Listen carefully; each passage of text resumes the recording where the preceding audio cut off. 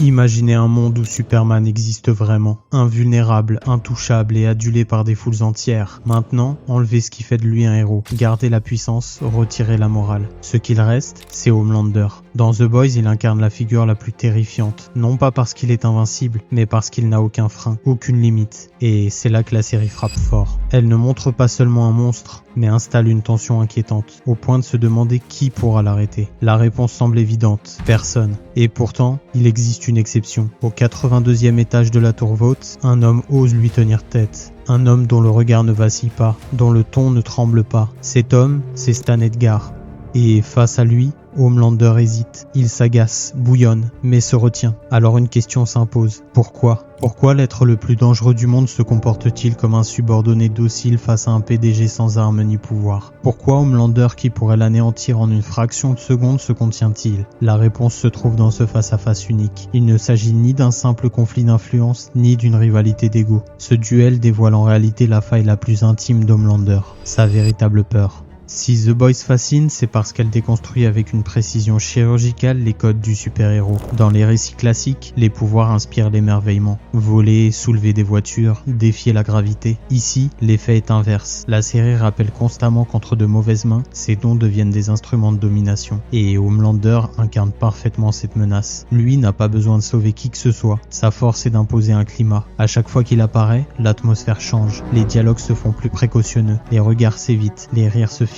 Sa puissance ne se limite pas à sa seule force physique, elle est aussi mentale. Il perçoit les fragilités de chacun et sait les retourner contre eux. On le sent dans ses silences trop longs, dans ses sourires qui semblent hésiter entre la courtoisie et la cruauté. La série nous met dans la peau de ceux qui l'entourent, incapables de prévoir, mais toujours conscients que tout peut basculer. Et pourtant, face au PDG de Vought, Homelander a rarement le dernier mot. Cette inversion intrigue immédiatement. Dans d'autres univers, il existe toujours une faille secrète. La kryptonite de Superman, les Horcruxes de Voldemort, l'anneau de Sauron. On s'attend naturellement à ce que Vought possède aussi une arme de secours, un plan caché en cas de débordement. Mais non, la série prend soin de démonter cette hypothèse. Aucun pouvoir caché, aucun gadget, rien. Stan Edgar ne dispose que de son autorité, de son assurance et d'une conviction inébranlable. Dans l'équation Vought, Homelander n'est pas un dieu, mais une ressource, un actif stratégique, rentable mais remplaçable. Il s'adresse à lui avec la même rigueur qu'avec n'importe quel employé de la société. Et précisément cette froideur qui désarme Homelander. Là où les autres ploient sous la peur, l'indifférence glaciale de Stan le paralyse. Et à mesure que la série balaye toutes les explications extérieures, une évidence s'impose. La réponse n'est pas dans ce que Stan possède, mais dans ce qu'Homelander ressent. La véritable faille n'est pas technique, elle est psychologique. Quelque chose de profondément enfoui en lui l'empêche de franchir la ligne. Si Homelander ne détruit pas Stan Edgar, ce n'est pas parce qu'il en est incapable physiquement, c'est parce qu'il ne le peut pas psychologiquement. Et pour comprendre d'où vient cette faille, il faut revenir au tout début, son enfance, ou plutôt son absence d'enfance. Homelander n'a jamais eu de parents, ni de maison, ni même une étreinte. À la place, il a grandi dans un laboratoire. Sous l'œil de scientifiques qui l'observaient, le testaient et consignaient chacun de ses gestes. La série nous montre ses souvenirs par fragments. Une chambre stérile, des cris lointains, un enfant isolé, un petit garçon qu'on aurait dû protéger, transformé en cobaye.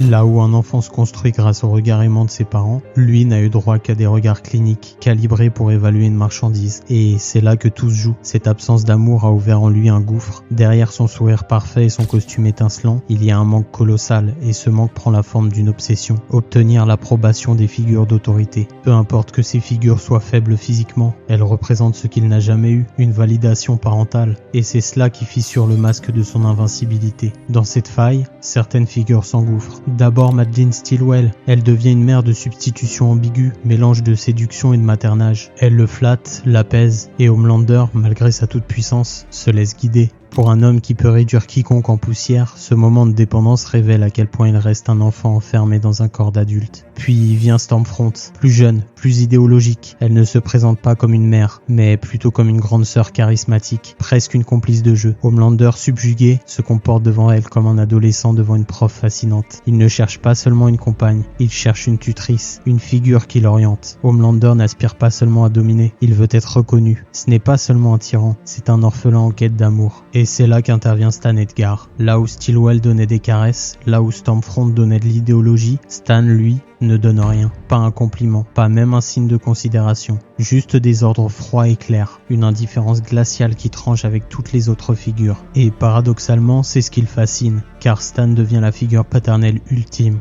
Celle qui ne cède jamais, qui juge sans trembler et surtout sans mentir, car Edgar maîtrise l'art de la manipulation bien mieux qu'Homelander. Il ne lui ment jamais directement, ce qui pourrait déclencher sa colère, mais joue de demi-vérité et d'omission calculée. Cette stratégie maintient une façade d'honnêteté tout en gardant le contrôle. Pour Homelander, habitué aux flatteries mensongères, cette sincérité devient addictive, et malgré toute sa puissance, ce dernier se retrouve donc enfermé dans ce schéma, en quête d'approbation, incapable de tuer ce père symbolique. Stan, par son absence d'affection et sa manipulation subtile, devient invulnérable, et Homelander demeure paralysé non pas par une force extérieure mais bien par son vide intérieur. Ce vide se traduit par un narcissisme fragile. Ce qui obsède Homelander, ce n'est pas seulement de gagner, c'est d'être vu en train de gagner. Son pouvoir n'existe que dans le regard des autres. Caméra, applaudissements, statistiques d'opinion, il ajuste son sourire comme une arme, choisit son ton comme un acteur en représentation. Chaque regard est une validation, chaque courbe d'audience une dose de sérénité provisoire. Le problème, c'est que cette obsession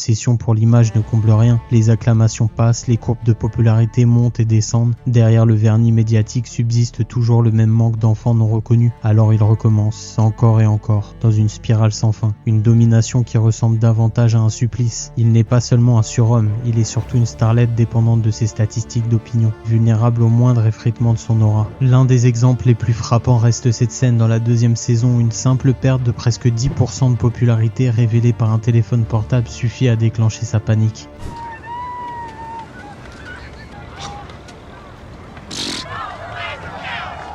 Fucking say something. God damn it. Ou encore dans la troisième saison où cette fois-ci il explose les compteurs de popularité. 21 points with your base. 21 points. Oh, yes.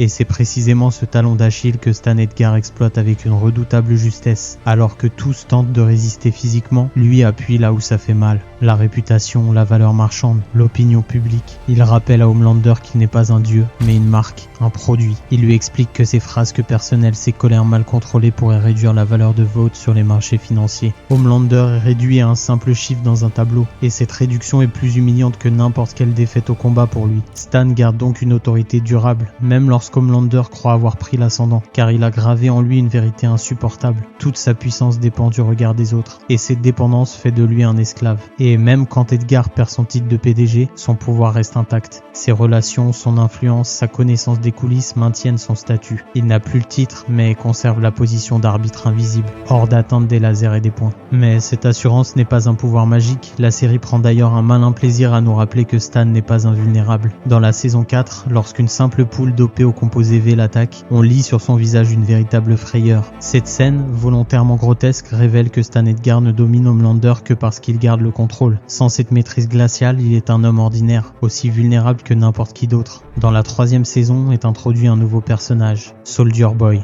le véritable père d'Homelander.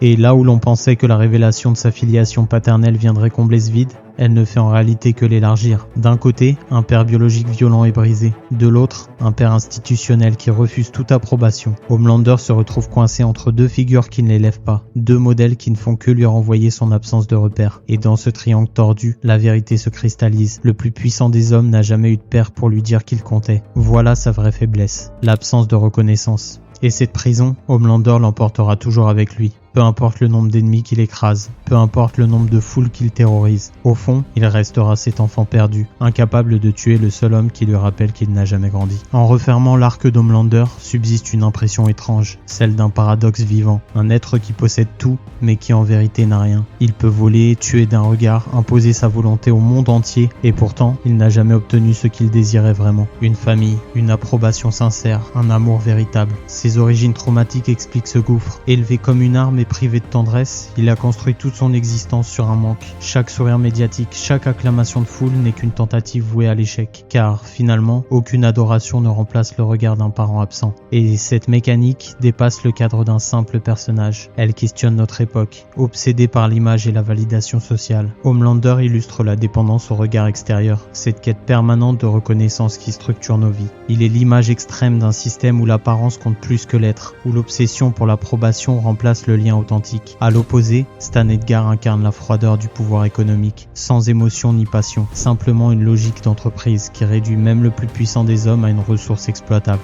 Leur affrontement n'est donc pas seulement une lutte personnelle, mais la rencontre entre deux logiques irréconciliables, la soif d'amour contre la rigueur glaciale de l'institution. Ce duel laisse une empreinte immuable sur la série. Il révèle que la véritable menace n'est pas seulement celle d'un homme capable de tout détruire, mais celle d'un enfant en quête d'un père, condamné à incendier le monde autour de lui, car même l'invincibilité ne protège pas de la blessure la plus dévastatrice. Sur ce, j'irai bien combler mon déficit affectif avec une bonne glace édition limitée Kinder Bueno, preuve que l'amour véritable existe encore.